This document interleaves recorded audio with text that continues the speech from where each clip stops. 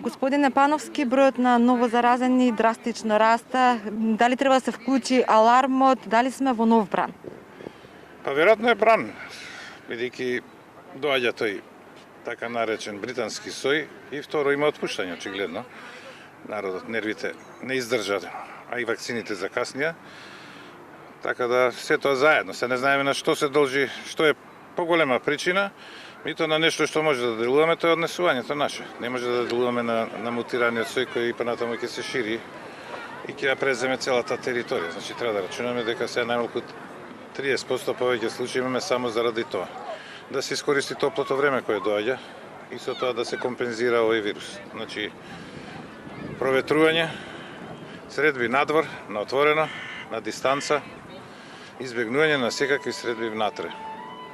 Особено во затворен простор кој не може да се проветри, како што се тоалети, како што се превозни средства, лифтови, кај што особено во работни организации, кај што многу луѓе се качуваат, да не се чудат после не знам како сум ја добил. Значи во лифт мора маска, овде не мора маска.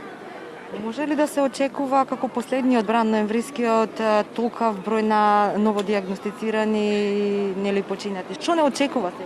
Мислам дека нема да стигнем над 1000, се надевам дека ќе биде по-благ бранот, заради тоа што реков доаѓа топлото време, меѓутоа се зависи како ќе се однесуваат граѓаните. Бидејќи тој бран беше заради исто мутација, меѓутоа беше и заради тоа што доаѓаше зима, луѓето се затворија внатре и тогаш се ширеше, не се ширеше надвор на улица по паркови летос кога залади и сега сметам дека кога ќе затопли, кога имаме сој што мутиран сој кој повеќе се шири, дека со тоа ќе се компензира, меѓутоа да се почитуваат крајно мерките и да не се случува онај што се случи и во Србија, дошла вакцината, мислат дека се имуни, они нема ни 10-15% вакцинирани уште.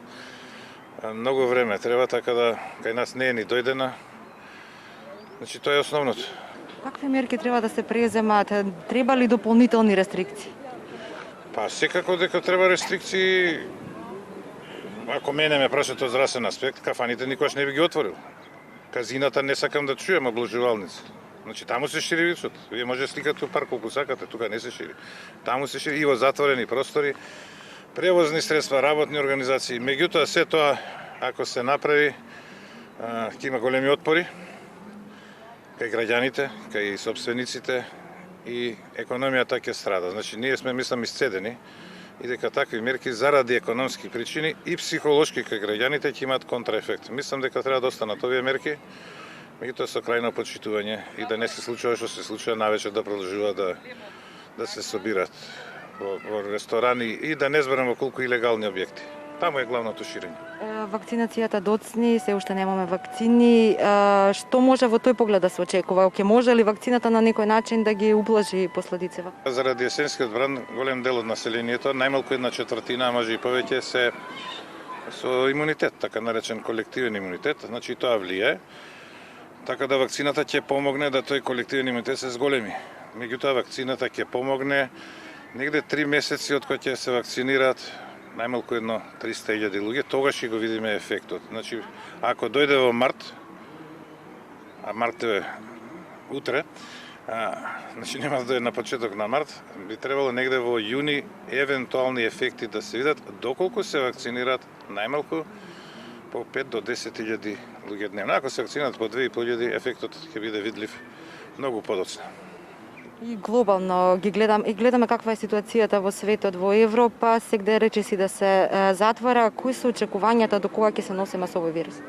Се согласувам и со Светската здравствена организација која прв пат кажа нешто оптимистички после година дена. Еден човек, тоа не значи како она кажала, дека од 2022 ќе стивне епидемијата.